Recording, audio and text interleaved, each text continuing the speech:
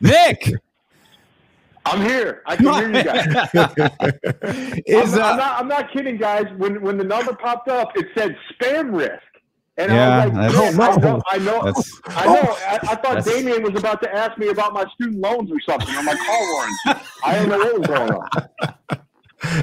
Like, that explains so much, Nick, with everything else that we go through with this show. That explains the lack of a callback. That really does. It explains everything. We are a spam risk. Credit to Nick for answering the spam risk. Is Deebo the best playmaker in all of football? Oh, we're just not going to ease into this. We're just going to go right at it. No, let's just jump into it, deep end. Yeah, no, I mean, I think he's the most. I should say most unique, because unique is, you can't modify that, right? But I think he's the singularly unique playmaker in football. Yes, just because I don't know that there's anybody in the league that can do what he does, and I don't know that there's anyone that's ever been in a league that does what he does. And when you go back through history and you look at like who are the guys that from his position as more of a natural receiver can go back and play running back and do it at the level that he did last year, where guys, it just felt like every time he touched the ball, he was going to score a touchdown. And I laughed because he scored 8 touchdowns as a runner last year, and almost all of them were 20-plus yard runs. So it wasn't like he was just, pounding in from 4 yards out. So, yeah, I think that it was one of those things that from the 49ers perspective, even me personally, going into last year, I didn't know if he was going to be a priority to re-sign, but he was so good last year, and he was such a big piece of what they did that they really had no choice but to get this done. Yeah, I agree, Nick. And then I think if you place Deebo in the CFL or any other NFL team, he would be great. But doesn't it seem like the merit, and this is why I never felt like anything was ever going to happen to him outside of being with the San Francisco 49ers, the marriage of his skills and what he's able to do out there on the field and Kyle Shanahan's offensive mind, when you talk about a match made in heaven, that seems like their two pictures will be next to the definition of match made in heaven.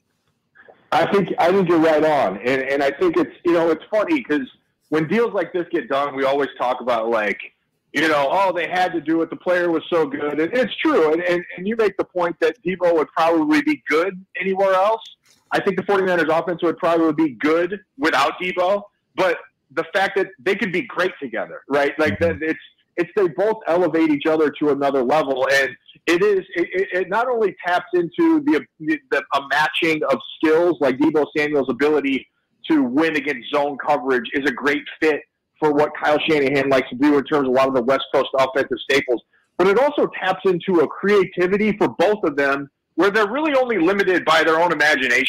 Like Kyle Shanahan is only limited by what he can dream up for Deebo Samuel, and Deebo Samuel is only limited by what he allows himself to allow Kyle Shanahan to dream up for him. And I think that is really kind of what you talk about when you say a match made in heaven. It is a match wherein, yes, both would be good without the other, but they can be great or even better together. And we're going to have to figure Trey Lance into this somewhere too, Nick. We were talking earlier is how much Kyle may have to coach around that offensive line to get Trey Lance truly comfortable back there his rookie season. What did you see from him today in full pads practice, and what have you seen from the first-year starter so far? Yeah, this won't surprise you guys, but it's been very up and down for Trey Lance so far. And I think that's probably what people should be ready for in year one, particularly in the first half of the season or so, that there's going to be some lumps that he's going to have to take. And there's going to be some things that make you just say, wow. And today was actually kind of a good encapsulation of that.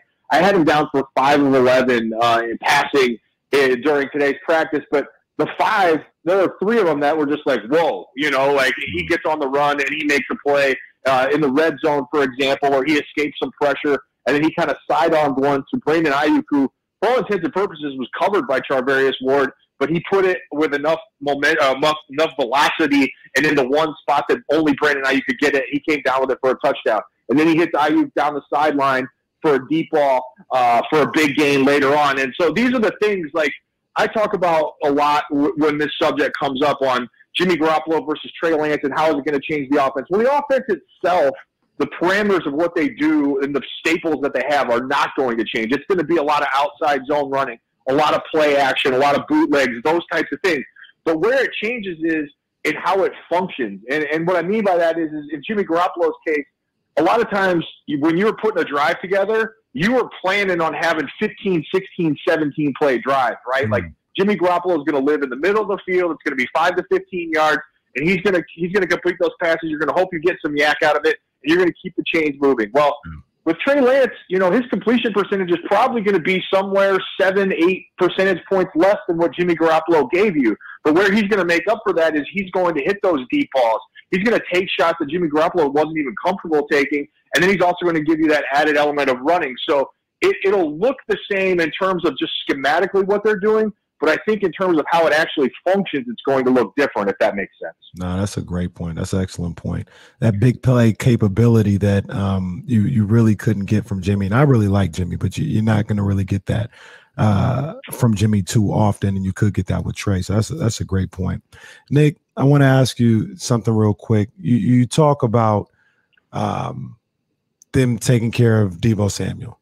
And you look at some of the guys they have under contract on the offensive end. You got Ayuk, Samuel, Kittle, Lance, Juszczyk, Trent Williams, all through, from 2025 to 2026. Look on the defensive end. They're going to take care of Nick Bosa. Armstead's locked up. Warner's locked up.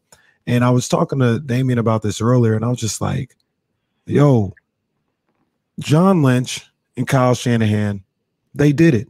You were there when they came in.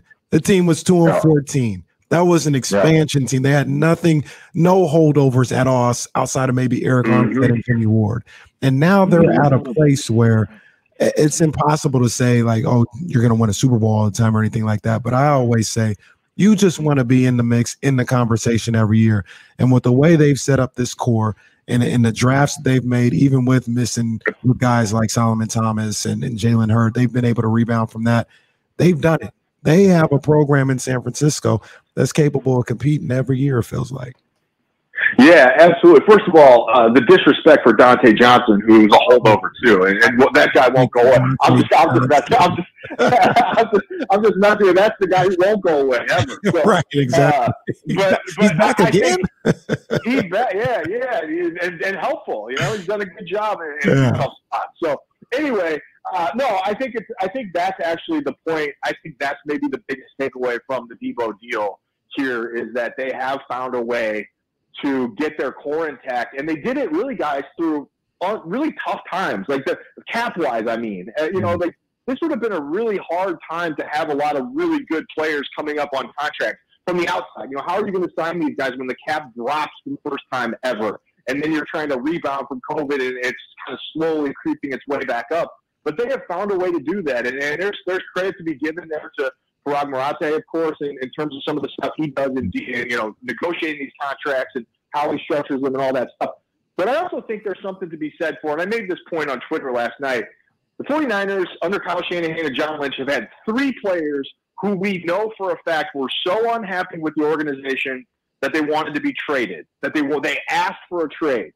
And it's players from different levels of importance on the team, for lack of a better term. It's Robbie Gould, it's Raheem Mostert, it's Deebo Samuel. All 3 of those guys at one point requested a trade. The 49ers did not trade any of them, and in fact really didn't want to trade any of them at any point. They said, you know what, we're going to sit back, we're going to let this play out, we're going to let emotions kind of drain out of this a little bit, and then we're going to figure this out, and we're going to make it work. And they did it in all 3 cases. All 3 of those guys ended up sticking around, and obviously we've gotten varying degrees of return on that, but I think it speaks to an overall kind of culture that they've built here. And I don't like to get into too much of that stuff because we don't know exactly what goes on behind closed doors. I just know that guys like playing for Kyle Shanahan a lot. And I know that Kyle Shanahan, the way he shoots players straight, that they always get the real from him, is really valued by those guys. Deebo is a great example of that. They are very close, even if Deebo may not be closer with other people in the higher ups there. So I think that is all very important, and it is the idea that they can sustain success. You have to be able to have that where guys want to play for you to be able to make that happen. While we have you, Nick, your car warranty is about to expire. Yeah.